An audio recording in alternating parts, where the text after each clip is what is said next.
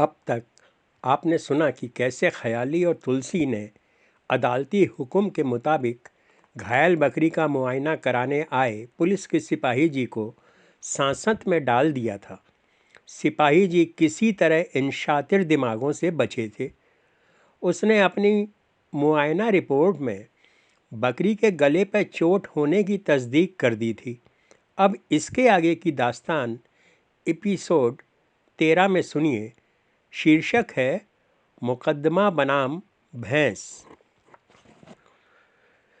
पेशी वाली सुबह उन्हें त्यौहार की तरह लगती थी। उस दिन उनकी मुलाकात ऊंचे पढ़े लिखे लोगों से होती थी। अदालत में उनके नाम की पुकार लगती थी। उनसे कागज़ों पर दस्तखत भी कराए जाते थे। नोटिस बोर्ड पर भी उनका नाम उनके अदालत पहुंचने के पहले ही चस्पा हो जाता था। उन्हें अपनी लोक कला के प्रचार प्रसार का मौका भी मिलता था। उनका निर्गुण सुनने से लोगों का उत्थान होता था, ऐसा उनका सोचना था। होटल वाले की आमदनी बढ़ जाती थी, जिससे उसके बाल बच्चे भी उन्हें दुआ देते होंगे। गाने बजाने से उन्हें भी 4 पैसे मिल जाते थे, जिससे उनकी शाम की व्यवस्था आराम से हो जाती थी। जज साहब को भी उनके किस्सा तोता मैना का मज़ा तो मिलता ही था। इस प्रकार उनका मुकदमा पूरी तरह से जनहित में था। अदालत में सिर्फ 2 ही आत्माएं दुखी थीं, एक तो कोर्ट साहब और दूसरा अर्दली। कोर्ट साहब हर पेशी पर सोचते कि इस बार तो ये टंटा ख़त्म हो ही जाएगा, लेकिन सुनवाई पूरी होते होते इसमें कोई नया ही शगुफा उगाता था। अर्दली के दुख का कारण सर्वविदित था, क्योंकि उसे इन फरीकैन से फूटी कौड़ी की भी आस नहीं रहती थी। फिर इनकी बहसें भी घंटों चलती थीं, जिससे दूसरे फरीकैन को तारीखें मिल जाती थी और वह उनके पुकार लाभ से वंचित हो जाता था। पूरी व्यवस्था खुद ब खुद हो रही थी। अब ये ख्याली और तुलसी की पकड़ से भी बाहर थी। जिसने भी एक बार इनकी बहस सुन ली तो समझो कि अगली तारीख पर वह भी दर्शकों के बीच खड़ा नजर आएगा। सब पर इस केस का एक नशा सा छाया हुआ था। तुलसी और ख्याली इस नाटक के महानायक थे। जो भी इसका पटाक्षेप कराने के लिए सोचता, वही कुछ समय बाद कोर्ट साहब की तरह अवसाद में डूब जाता, क्योंकि यह झगड़ा नहीं बल्कि एक रगड़ा था। यह अंतहीन था। यह एक प्रवृत्ति से जुड़ा था, और प्रवृत्ति जब मुकदमेबाजी से जुड़ी हो तो इसका अंत सोचना ही फिजूल है।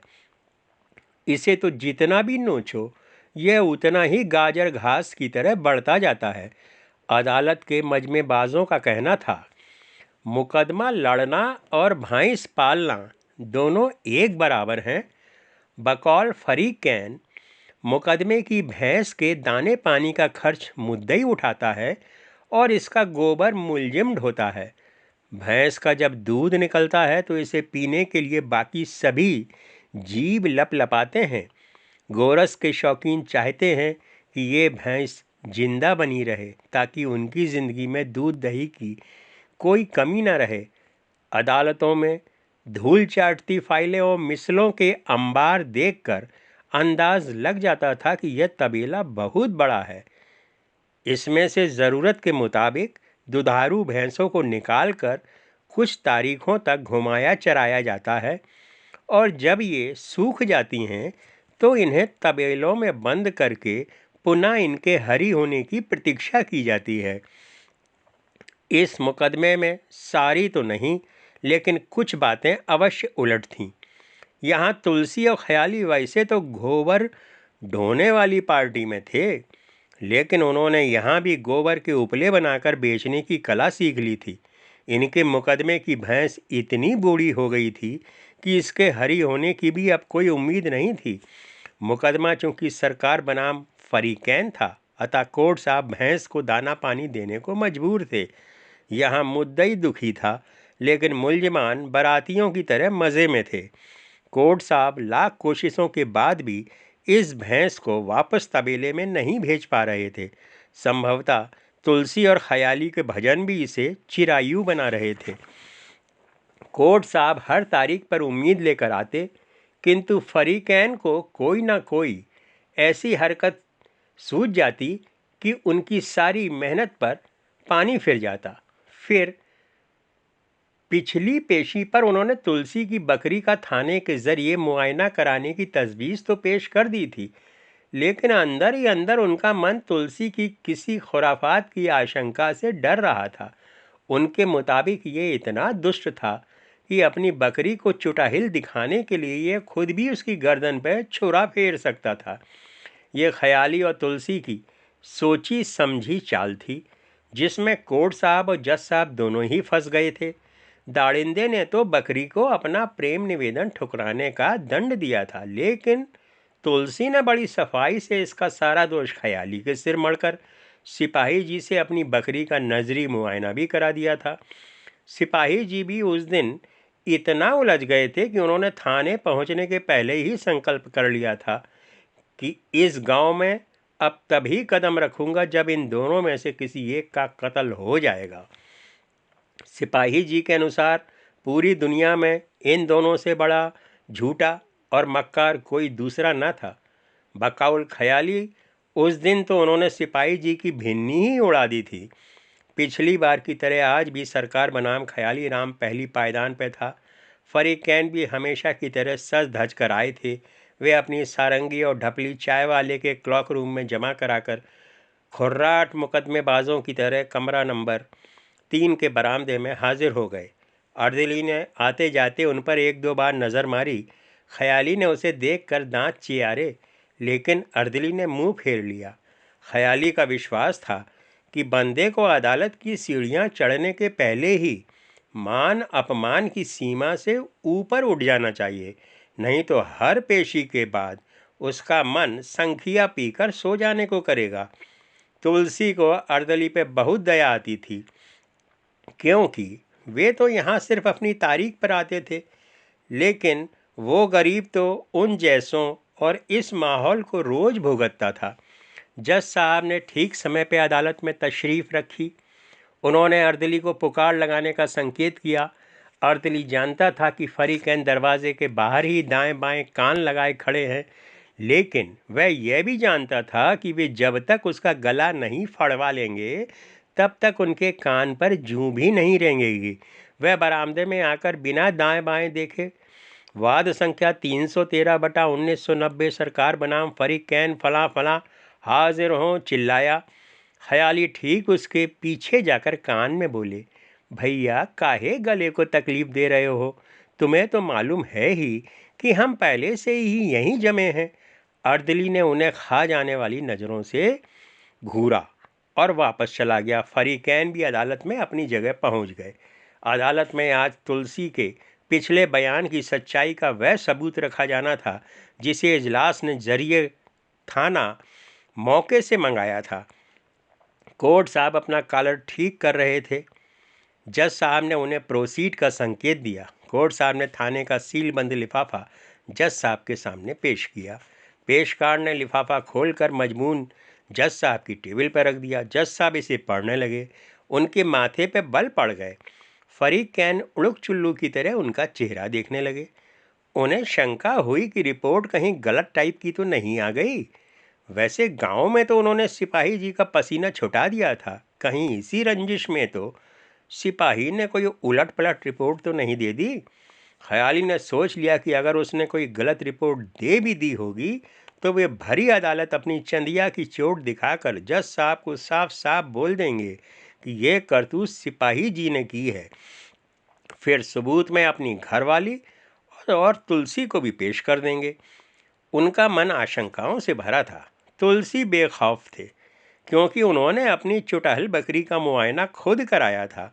उनकी सोच थी कि यदि कोई ऊंच नीच हुई भी तो वे दाड़िंदे की चुटहल प्रेयसी को लाकर अदालत में बांध देंगे।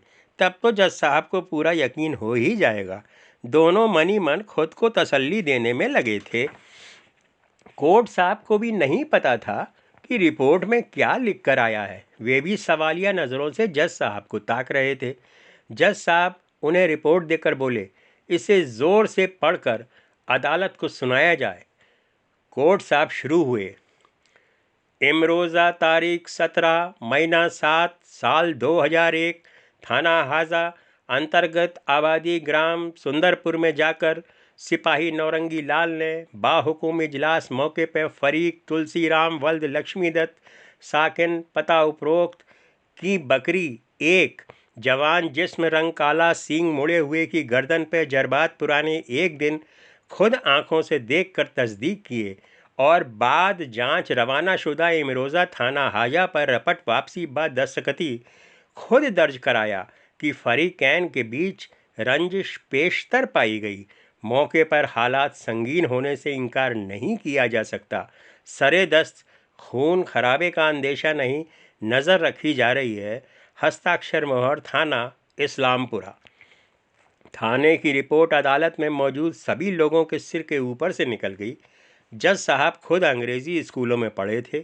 उन्होंने कोर्ट साहब से पूछा, आप सीधे सीधे ये बताइए कि तुलसी की बकरी की गर्दन पर चोट मौजूद थी या नहीं, मुझे हाँ या ना में जवाब दें। थाने की रिपोर्ट सुनकर जज साहब चकरा गए थे। कोर्ट साहब ने हाँ में गर्दन हिलाई। जज साहब बोले, जब हमारी बात का जवाब एक शब्द में मिल सकता था तो थानेदार ने अपनी रिपोर्ट में दस्त और हाजत वाली बातें क्यों लिखी। कोर्ट साहब बोले, हुजूर, महकमा पुलिस में अभी भी पुरानी तरबियत और पुराने निज़ाम के कुछ कारिंदे आबाद हैं। लगता है मौजूदा थानेदार भी उसी गोल के हैं, सो ऐसी रपट भेजी है। वैसे आप कुछ भी कहें हुजूर, रपट लफ्ज़ दर लफ्ज़ सही, चुनिंदा और दुरुस्त है। कोर्ट साहब ने बात साफ करने की जगह और उलझा दी थी। जज साहब कहानी छोटी करने के लिए बोले, आप यही तो कहना चाह रहे हैं ना कि बकरी की गर्दन पर चोट पाई गई। कोर्ट साहब बोले, जी हुजूर। जज साहब बोले, इसका मतलब है कि तुलसी ने अपने बयान में जो कहा था वह सही था। ख्याली उर्फ ढपली ने भी जो कुछ कहा था उसकी तस्दीक भी खुद तुलसी ने की थी। अतः ख्याली का बयान भी मान्य है। अब आपको क्या कहना है। कोर्ट साहब का दिमाग पूरी तरह गड़बड़ा गया। यदि वे हाँ बोलते तो मुकदमा अमर बेल बन जाता और ना बोलते तो थाने की रिपोर्ट झूठी साबित करते।